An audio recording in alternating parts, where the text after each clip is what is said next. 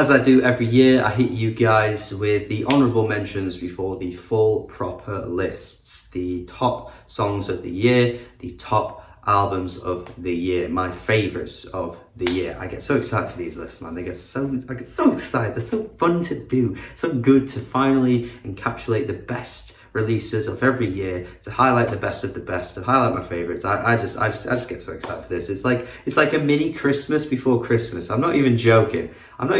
That's how I view this. It's like my own little Christmas, and then you get the proper Christmas. Seriously, I love this shit. And given it's been a really good year for music, as it is every year for music, we always have to highlight some honourable mentions that don't quite make the cut, don't quite make the list. And stick around right until the end of the video, because I'll have some songs playing out as they are the honourable mentions for the songs list. And for the most chunk of the video, for the first part of the video, I'm going to be talking through the albums. So stick around right until the end, because you're going to get a bunch of albums and songs that are really good and probably could easily make the list, but they just don't quite do it. They just don't quite make it. Starting with a bit of a controversial pick, because I think this is going to be on everyone's list, and I love this artist, but Kendrick Lamar put out a really good album this year, Mr. Morale and the Big Steppers, and it doesn't quite make my list, even though I know it will make many other people's lists for a variety of reasons. I mean, there's some tracks I'm not as hype over as I know other people were.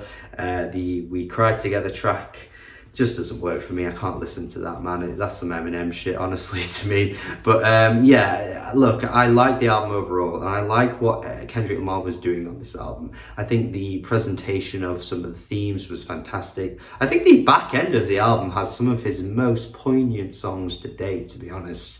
And overall, the album does come together really quite well.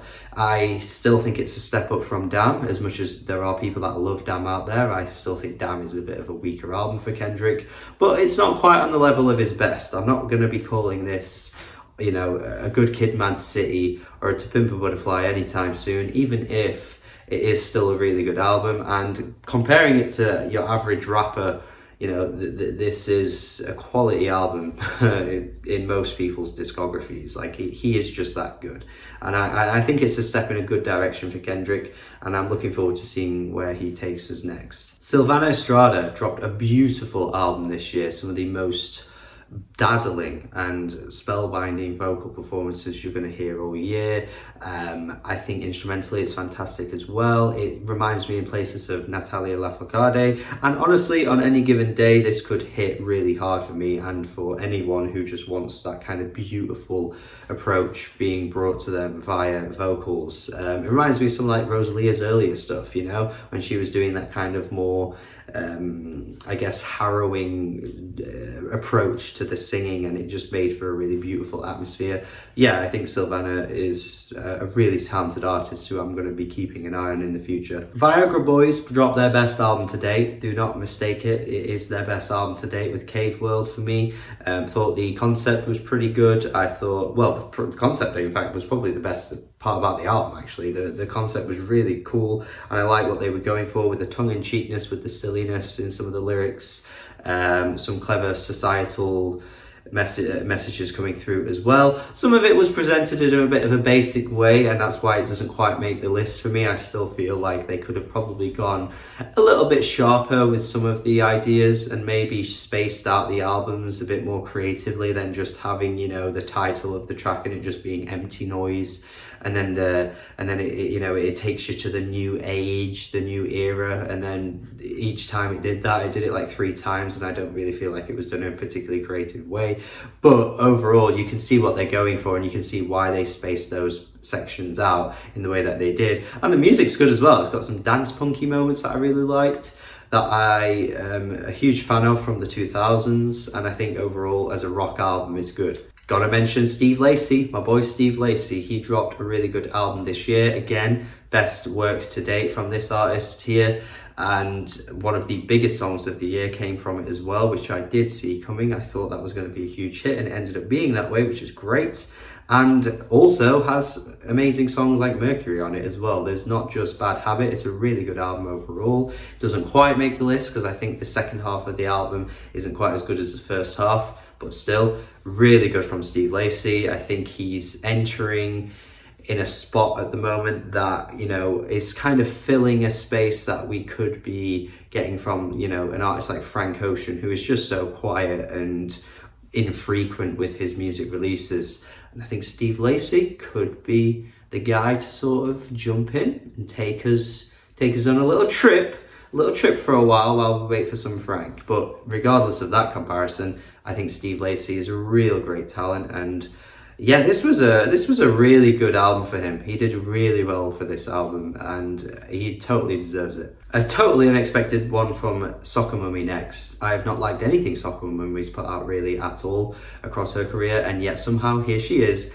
making an honourable mentions list. So it is truly indicative of how well she's done with this album here, in my opinion. And yeah, I think overall it's just everything being elevated from what we got before. It's not just soft, whispery vocal performances that we got on previous albums. I think there's a bit of a trend from female indie singer-songwriters at the moment to kind of just tap into that sort of, you know, low-key, soft, whispery vocal performance thing that just really tires me out. And I thought Soccer Mummy was one of those artists, and yet somehow she's broken away from that while just coming out of her shell more, giving us better vocal performances. The lyrics are still pretty good. And then, of course, Oneohtrix Point Never is on some of the production here. And again, the production at times is absolutely brilliant.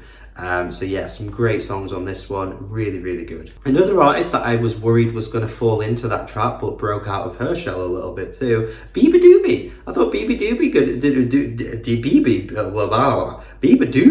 did a really good job. Good job this year with her album. This was really good. I liked it a lot.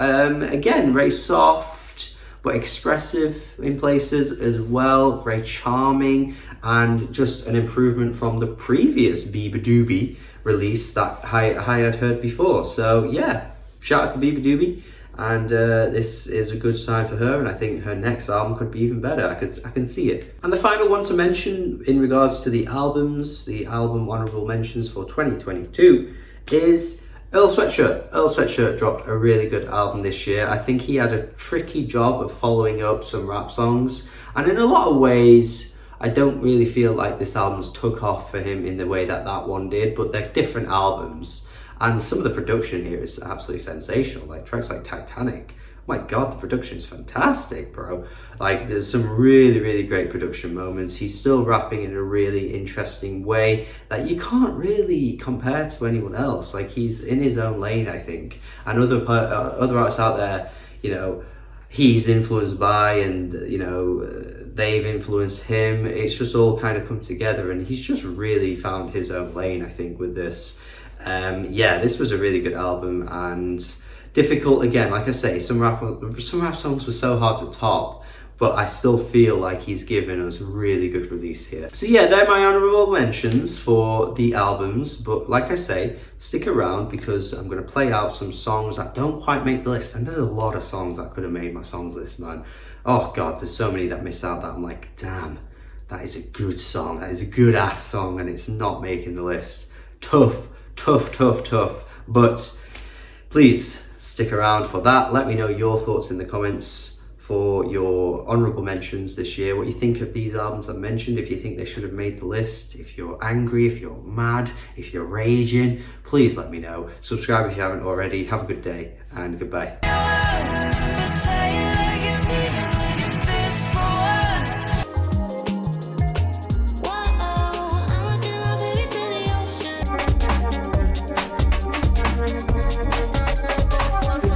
Make you stronger, skin to skin with everything I ponder, so we don't take this on of.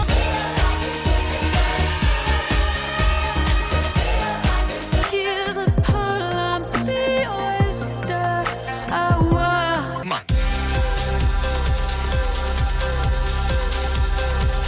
Feel a sweatshirt, cause you know our revenge is best served.